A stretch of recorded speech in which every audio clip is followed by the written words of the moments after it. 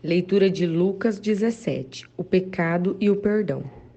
Jesus disse aos seus discípulos: Sempre vão acontecer coisas que fazem com que as pessoas caiam em pecado, mas ai do culpado.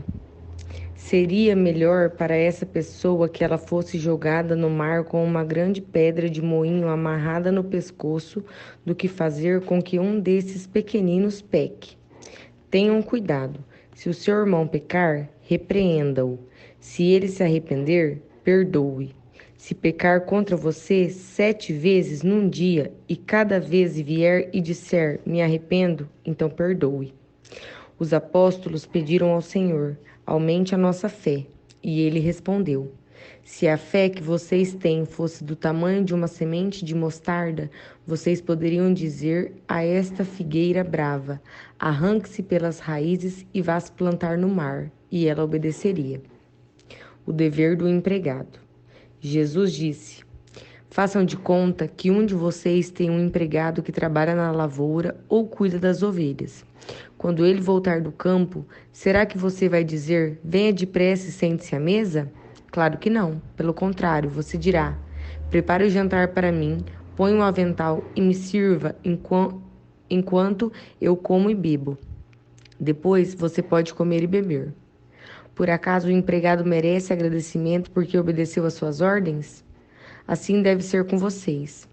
Depois de fazerem tudo o que foi mandado, digam: somos empregados que não valem nada porque fizemos somente nosso dever. Jesus cura 10 leprosos. Jesus continuava viajando para Jerusalém e passou entre as regiões da Samaria e da Galileia. Quando estava entrando num povoado, 10 leprosos foram se encontrar com ele.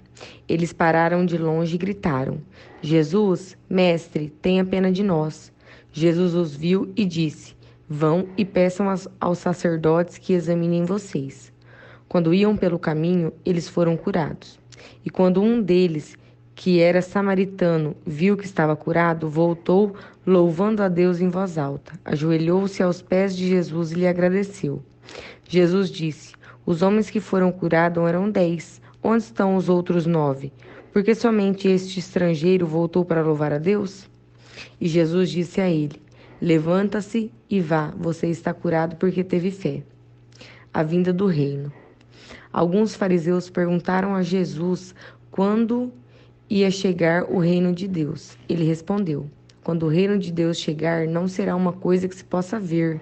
Ninguém vai dizer, vejam, está aqui ou está ali, porque o reino de Deus está dentro de vocês. Então ele disse aos discípulos: chegará um tempo em que vocês vão querer ver um dos dias em que o Filho do Homem já tiver chegado, mas não verão. Alguns vão dizer a vocês, olhem aqui ou olhem ali, porém não saiam para procurá-lo. Porque assim como o relâmpago brilha de uma ponta do céu à outra, assim será no dia que o Filho do Homem vier. Mas primeiro ele precisa sofrer e ser rejeitado pelo povo de hoje, como foi no tempo de Noé. Assim também será nos dias de antes da vinda do Filho do Homem. Todos comiam e bebiam, e os homens e as mulheres casavam até o dia em que Noé entrou na barca. Depois veio o dilúvio e matou todos. A mesma coisa aconteceu no tempo de Ló. Todos comiam e bebiam, compravam e vendiam, plantavam e construíam.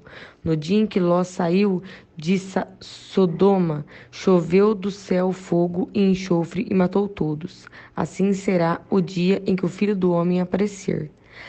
Aí, quem estiver em cima da sua casa no terraço, desça e fuja logo, e não perca tempo entrando na casa para pegar as coisas. E quem estiver no campo, não volte para casa. Lembrem da mulher de Ló. A pessoa que procurar os seus próprios interesses nunca terá a vida verdadeira, mas quem esquece a si mesmo terá a vida verdadeira.